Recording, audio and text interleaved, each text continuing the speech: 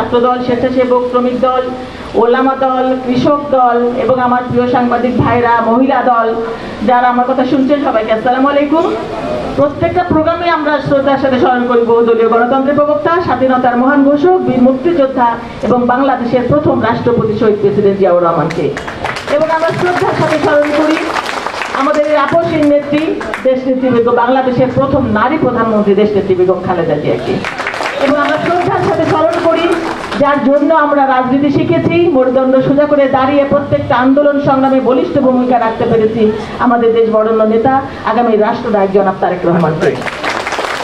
প্রিয় ভাই এবং বোনেরা, আপনারা শুনলেন আজকের অনুষ্ঠানের যে সূচি, আমাদের ঢাকা মহানগর দক্ষিণের আহ্বায়ক রফিকুল আলম মজনু খুব চমৎকার করে উপস্থাপন করেছে যে আমাদের সদস্য নবায়ন করতে হবে 20 টাকা করে। আমাদের অনেক ভাইরা এবং বোনেরা আছেন যারা দিতে পারেন না, তার জন্য যেন আরেকজন না দিয়ে দেন, তার কাছ থেকেই নিন। তাহলে হবে কি, এই সদস্যর জন্য তার মায়া থাকবে, আমি 20 টাকা দিয়ে সদস্য হয়েছি না, গর্ব করে বলতে পারবে। তো এই 20 টাকা যেন তার কাছ থেকে আপনারা, এটা আমার অনুরোধ।